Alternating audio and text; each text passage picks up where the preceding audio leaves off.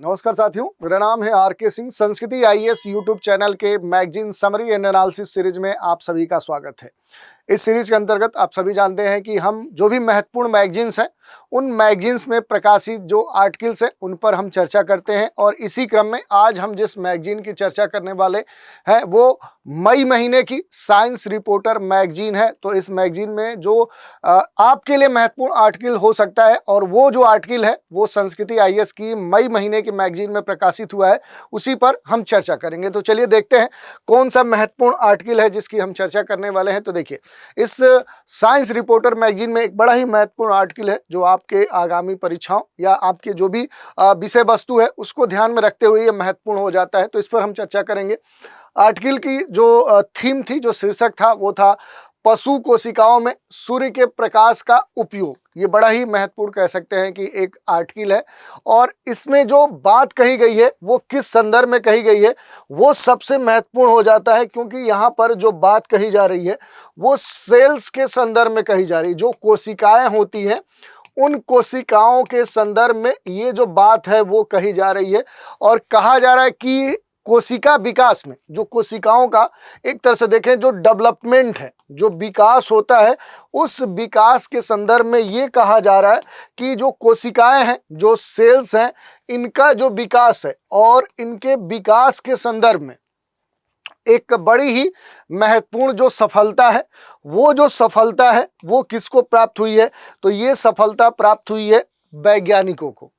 और जो पशु कोशिकाएं हैं, पशु की जो भी कोशिकाएं होती हैं, तो इन कोशिकाओं में हम बात करें किसकी? तो एनिमल सेल्स की बात करें तो जो पशु सेल्स हैं, पशु की जो कोशिकाएं हैं, उन कोशिकाओं के संदर्भ में कहा जा रहा है कि इन कोशिकाओं में जो क्लोरोप्लास्ट होता है उसके प्रवेश करने के लिए ये प्रेरित किया गया है। और ये जो प्रेरण है, एक तरह से देखें तो इससे एक संभावित रूप से जो प्रकाश संश्लेषण है वो करने में, जो फोटोसिंथेसिस होता है उसे करने में ये सक्षम पाई गई हैं। तो इस कारण से देखें तो यहाँ पर जो क्लोरोप्लास्ट है उस कारण से इस तरह की जो स्थिति है वो देखने को मिली है। और यहाँ पर यह भी कहा जा रहा है कि जो प्लांट है, जो एनिमल है, ये जो बायोलॉजी है, जो जीव विज्ञान है, उसका एक तरह से देखें तो जो संलयन होता है, सेलुलर जो क्षमताएं हैं, उनकी जो सीमाएं हैं, जो उनका रेंज अब तक था उसमें विस्तार देखने को मिला है। और इस कारण से देखें तो ये जो पूरा मसला है ये चर्चा में है और इसके संदर्भ में कई सारी जो बातें हैं वो खुलकर आ रही हैं। जैसे देखें तो सबसे जो महत्वपूर्ण विषय आ रहा है वो आ रहा है प्रकाश जो संश्लेषण है उस संदर्भ में आ रहा है। जो फोटोसिंथेसिस होता है उस संदर्भ में कहा जा रहा है कि ये जो प्रकाश संश्लेषण है इसका जो एक विज्ञान है, इसका क्या है, इसका जो साइंस है, इसका जो विज्ञान है, विज्ञान ही नहीं, विज्ञान के अलावा देखें तो जानवरों के लिए अगर आप देखेंगे तो एक तरह से क्या है, एक चैलेंज प्रस्तुत करता है, एक चुनौती क्या कर रहा है, ये प्रस्तुत कर रहा है। और इस कारण से ये जो मुद्दा है अब बड़ा ही महत्वपूर्ण होते जा रहा है। ठीक है, प्रकाश संश्लेषण के बारे में थोड़ा सा संक्षिप्त रूप से आप जान लीजिए कि जो फोटोसिंथेसिस होता है आखिर ये क्या होता है। तो ये आपको बेसिक तौर पे अलग अलग अपने विषयों में आपने देखा होगा कि प्रकाश संश्लेषण क्या होता है। तो एक क्या है, एक ये प्रोसेस है। प्रकाश संश्लेषण क्या कहा जाता है? तो ये एक प्रक्रिया है और इस प्रक्रिया में होता क्या है? तो इस प्रक्रिया में जो भी प्लांट्स हैं, जो भी पौधे हैं, वो पौधे क्या करते हैं? तो जो पौधे हैं, जो शैवाल हैं, शैवाल के अलावा जो बैक्टीरिया है, ये सभी क्या करते हैं कि जो सूर्य का प्रकाश है, जो सनलाइट है, उसके कहीं ना कहीं उपस्थिति में जो वाटर है, जो पानी है, पानी के अलावा अगर देखेंगे तो जो कार्बन डाइऑक्साइड है, जो कर सकते हैं ग्लूकोज है, जो शर्करा है, उसे क्या करते हैं, एक तरह से देखें तो ग्लूकोज या कहें तो जो शर्करा है और शर्करा के अलावा कह सकते हैं कि जो ऑक्सीजन है उसमें क्या कर देते हैं, ये परिवर्तित कर देते हैं। तो यही ये पूरा प्रक्रिया होती है फोटोसिंथेसिस में कि जो भी पौधे हैं, जो आपके शैवाल्स हैं, जो बैक्टीरिया हैं, ये सभी क्या करते हैं कि ये सभी सूर्य के प्रकाश की उपस्थिति में क्या करते हैं कि ये जो जल है, जो कार्बन डाइऑक्साइड है, इनको क्या करते हैं, तो इन्हें एक तरह से देखेंगे तो ग्लूकोज और ऑक्सीजन में कन्वर्ट कर देते हैं। और इस पूरे मुद्दे में देखें तो जो पशु कोशिकाएं हैं, अगर एनिमल सेल्स की हम बात करते हैं, अगर एनिमल जो सेल्स हैं इन कोशिकाओं की बात करें तो ये क्या करती हैं कि ये ऑक्सीजन का उपभोग करती हैं। ये क्या करती हैं? ऑक्सीजन को कहीं ना कहीं कंज्यूम करती हैं, जबकि कार्बन डाइऑक्साइड का ये क्या करती हैं? जो CO2 है इसका उत्सर्जन करती हैं, इसे बाहर छोड़ती हैं। और ये स्वाभाविक रूप से देखें तो जो फोटोसिंथेसिस है उसको करने में क्या करता है? एक तरह से सक्षम नहीं होता है। और इस संदर्भ में देखें तो जो पशु कोशिकाएं हैं, पशु जो कोशिकाएं हैं, इन पशु कोशिकाओं के संदर्भ में अब कहा जा रहा है कि पशु कोशिकाओं को क्लोरोप्लास्ट जो है उससे लैस करने के पिछले जो प्रयास है वो पशु कोशिकाओं के जो गर्म वातावरण है उसमें झिल्ली की जो कह सकते हैं लिक्विडिटी है, जो तरलता है, जो प्रोटीन का एकत्रीकरण है, ऐसी चुनौतियों के कारण ये विफल हो गया था। तो अभी तक ये कहा जा रहा है कि यहाँ पर जो खास तौर पे जो क्लोरोप्लास्ट की बात हो रही है ये एक प्रमुख मुद्दा था। और इससे कहीं ना कहीं युक्त करने के लिए जो एनिमल सेल्स हैं इसे कहीं ना कहीं जोड़ने के लिए, इसे आबद्ध करने के लिए जो प्रयास किए गए थे वो जो प्रयास है अब तक कह सकते हैं कि सफल नहीं हुए थे। लेकिन अब इसके संदर्भ में देखें तो सकारात्मक जो परिणाम है वो देखने को मिले हैं। और इसमें अगर देखेंगे जो फोटोसिंथेसिस की बात कही जा रही है वो महत्वपूर्ण हो जाती है।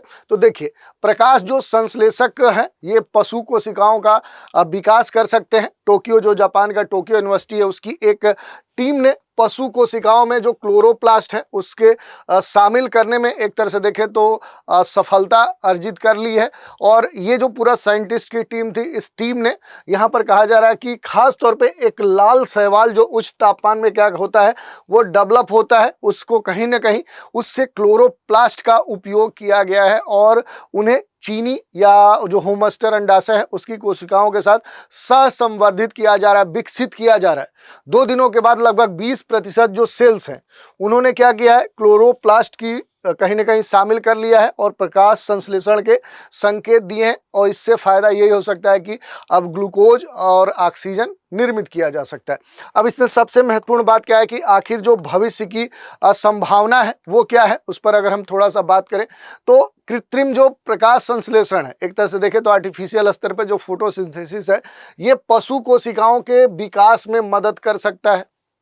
दूसरी बात कि सेलुलर जो उत्तक है उससे इंजीनियरिंग के लिए कई सारे जो आयाम हैं, जो कई सारी जो संभावनाएं हैं वो उत्पन्न कर सकता है। और ये जो पूरी तकनीक है, टेक्नोलॉजी है, ये फोटोसिंथेसिस के माध्यम से ऑक्सीजन पहुंचाकर कोशिकाओं में वृद्धि कर सकता है, उनके प्रसार को बढ़ा सकता है।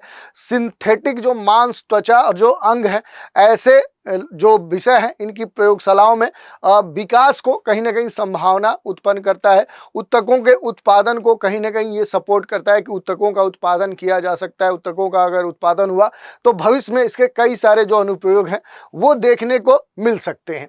अब यहाँ पर सबसे जो महत्वपूर्ण बात है कि चिकित्सा और खाद्य जो उत्पादन है, क्या उस पर भी इस खोज का कोई प्रभाव देखने को मिल सकता है? तो देखिए जो एनिमल सेल्स हैं उसमें जो क्लोरोप्लास्ट है उसको शामिल करने में अगर सफलता पूरी तरह से मिल जाती है तो मेडिकल सेक्टर में ये एक रेवोल्यूशन माना जा सकता है। ये बात स्पष्ट तौर पे कही गई है। प्रकाश जो संश्लेषक कोशिकाएं हैं ये कई स्तरों पे देखें तो जो बायोटिक प्रोडक्ट्स हैं उनके उत्पादन में कह सकते हैं कि वर्तमान में उनकी जो चुनौतियां हैं उनको दूर करने में मदद कर सकती हैं। और सिंथेटिक जीव विज्ञान में एक नया जो इनोवेशन है उसका जो रास्ता है वो खुल सकता है। तो इस तरह से ये आर्टिकल दिया गया था जिसके बारे में हमने बात की। एक और आर्टिकल है ग्लोबल वार्मिंग और सामूहिक जो विलुप्ति है। ग्लोबल वार्मिंग की बात करें तो एक बड़ा मुद्दा है वैश्विक स्तर का, और अब तक देखें एक डेडलाइन इसमें दिया गया 1750 से लेकर अगर हम बात करें कि अभी तक की जो बातें कही गई हैं कि 1750 है, उससे लेकर अब तक देखें तो कई सारी जो प्रजातियां हैं, जो स्पीसीज हैं, ये क्या हो चुकी हैं, एक तरह से देखें तो अब विलुप्त हो चुकी हैं। ये एक बड़ा कह सकते हैं कंसर्न है। और जो विलुप्त हो चुकी जो प्रजातियां हैं उनमें अगर देखें तो बहुत सारे जानवरों की भी प्रजातियां हैं। और इस पूरे मामले में देखें तो एक खास तौर पे इंस्टीट्यूट का नाम आता है अल्फ्रेड वेगनर जो इंस्टीट्यूट है। इस संस्था के जो विशेषज्ञ हैं उन्होंने किसी एक लेक के, एक झील के अगर तलछट की बात करें तो उस तलछट से जो प्राचीन डीएनए है, जो कह सकते हैं कि प्राचीन स्तर के जो डीएनए है, उन डीएनए का क्या किया है, एनालिसिस किया है, उन डीएनए का क्या किया है, विश्लेषण किया है। और इससे क्या हुआ है कि लगभग 15,000 से लेकर 11,000 साल पहले जो हिम युग का जो समय था उसके बाद, यानी कि आइस एज, हिम युग के बाद कहा जा रहा है कि जो हिम युग है, इस हिम युग के बाद क्या है कि जो ग्लोबल वार्मिंग है उस दौरान जो वनस्पति परिवर्तन है उसके बारे में जो जानकारी है वो प्राप्त हो सकती है। तो इस तरह की जो बातें हैं वो इस लेख में दी गई हैं। थोड़ा सा और डिटेल में हम देखेंगे इस लेख के बारे में क्या क्या चीज़ें दी गई हैं। तो देखिए यहाँ पर ये कहा जा रहा है कि प्राचीन जो डीएनए है उसके माध्यम से कई सारे कह सकते हैं रहस्य हैं, जो बातें हैं, जो खोज हैं वो किए जा सकते हैं। खास तौर पे स्पेसीज के स्तर पे उन्हें पहचानने के लिए जो पारंपरिक पराग विश्लेषक है वो पर्याप्त नहीं था और अब इसका इस्तेमाल किया जा सकता है। खास तौर पे अमेरिका का जो अलास्का है और जो साइबेरिया है, ये दोनों जो क्षेत्र हैं, यहाँ पर देखेंगे तो यहाँ के तलछट कोर से उत्पन्न जो भी डीएनए के सीक्वेंसिंग है, जो अनुक्रमण है, उनका उपयोग करते हुए जो रिसर्चर हैं वो 30,000 वर्षों में पौधों की संरचना में जो विस्तृत परिवर्तन हुआ है, उनका जो पुनर्निर्माण हुआ है उसके बारे में अध्ययन करेंगे। और इससे पहले अज्ञात जो प्रजातियां हैं उनकी जो उपस्थिति थी, कैसे वो विलुप्त हो गई, इनके बारे में अहम जो जानकारी है वो प्राप्त हो सकती है। इसके अलावा देखिए तापमान के द्वारा पौधों की जो परस्पर क्रियाएं हैं उनमें जो परिवर्तन होते हैं उसके बारे में ये शोध क्या कहता है कि शोध के अनुसार ठंड के मौसम में जो पौधों की प्रजातियां हैं वो एक दूसरे को सपोर्ट करती हैं और इस कारण से जो बायोडाइवर्सिटी है वो क्या होता है, वो बायोडाइवर्सिटी क्या होता है कि वो और विकसित हो जाता है, वो और बढ़ जाता है। गर्मी के मौसम में देखें तो तापमान बढ़ने से प्रतिस्पर्धा, जो कंपटीशन है वो बढ़ जाता है, जिससे पेड़ों और झाड़ियों जैसे लकड़ी वाले पौधों को फायदा होता है। कैसे बढ़ता है ये भी आप देख सकते हैं। मान लीजिए कि बहुत सारी वनस्पतियां हैं और यहाँ पर जो सनलाइट है वो आता है, तो अधिक से अधिक सौर प्रकाश प्राप्त करने के लिए जो वृक्ष हैं वो अधिक से अधिक प्राप्त करने के लिए ऊपर आने का प्रयास करते हैं। और ये कैसे ऊपर आएंगे, तो विकास करने की प्रक्रिया होती है, आपस में कहीं ना कहीं संघर्ष होता है और इससे क्या होता है कि जो प्लांट्स हैं, प्लांट्स का जो ग्रोथ है वो काफ़ी अधिक होता है। और इस कारण से ऐसे जहाँ क्षेत्र होते हैं वहाँ पर जो भी वनस्पति हैं उनके कारण उनका आर्थिक जो महत्व है वो काफ़ी बढ़ जाता है। सबसे ज़्यादा अगर हम बात करें कि जोखिम वाली जो प्रजातियाँ हैं उनकी जो पहचान है, अगर पहचान के स्तर पर हम डिस्कस करना चाहें जो इस लेख में दिया गया है, तो जो भी प्राचीन डीएनए हैं उनके जो कह सकते हैं लेटेस्ट अभिनय जो सांख्यिकी फिल्टरिंग है, उस फिल्टरिंग के माध्यम से जो वैज्ञानिक है वो विलुप्त पौधों जैसे कि मैमथ की जो पहचान है वो कर सकते हैं। उन्होंने पाया है कि जैव विविधता वाले जो भी क्षेत्र हैं उन क्षेत्रों में जो ग्रास है, जो झाड़ियां हैं, जो लकड़ी वाले पौधे हैं, उनकी तुलना में विलुप्त होने की अधिक संवेदनशीलता देखने को मिली है। और ओवरऑल यही कहा जा रहा है कि इस अध्ययन से, जो पिछले हालिया जो अध्ययन है, वो पौधों के विलुप्त होने की जो दर है, पारिस्थितिकी जो तंत्र है उसमें होने वाले जो बदलाव हैं, उस बदलाव को समझने के लिए एक महत्वपूर्ण आधार प्रदान करेंगे। अध्ययन से ये भी निष्कर्ष निकल रहा है कि दीर्घकालिक जो जैव विविधता है, जो अनुसंधान है, उसके महत्व को भी ये कहीं ना कहीं प्रोत्साहित करते हैं। क्योंकि जो प्राचीन डीएनए है, पहले का जो डीएनए है उसके बारे में कहा जा रहा है कि जो प्राचीन डीएनए है वो ये अनुमान लगाने के लिए एक महत्वपूर्ण आधार प्रदान करते हैं। और उस आधार पर यह किया जा सकता है कि जो जलवायु परिवर्तन है वो भविष्य में आर्कटिक या वैश्विक जो परिस्थितियां हैं उनको किस तरह से प्रभावित करेगा। तो भविष्य के बारे में कहीं ना कहीं जो एक तरह से देखें जो कल्पना है, जो एक विचार है, उसे आधार प्रदान करते हैं। तो इस तरह से ये पूरा आर्टिकल दिया गया है जिसके बारे में हमने पूरी तरह से बात की। तो आज के एपिसोड में हमने इस मैगजीन में प्रकाशित जो महत्वपूर्ण आर्टिकल्स हैं, तो 2 आर्टिकल्स हैं, इनके बारे में हमने संक्षिप्त रूप से देखा कि आखिर इस आर्टिकल में क्या कहा गया है, किस विषय के बारे में कहा गया है। और ये जो विषय थे ये महत्वपूर्ण हो सकते हैं। साइंस से जुड़े हुए दोनों आर्टिकल थे, तो साइंस के सेक्शन के सेगमेंट के तहत देखें तो ये आपके लिए महत्वपूर्ण हो सकते हैं। तो आज के एपिसोड में इतना ही रखते हैं। इसके अगले एपिसोड में एक नए मैगजीन में प्रकाशित जो महत्वपूर्ण आर्टिकल्स हैं उन पर चर्चा करने के लिए फिर आपसे रूबरू होंगे। तो आज इतना ही रखते हैं। आप सभी हमारे साथ बने रहें, इसके लिए धन्यवाद।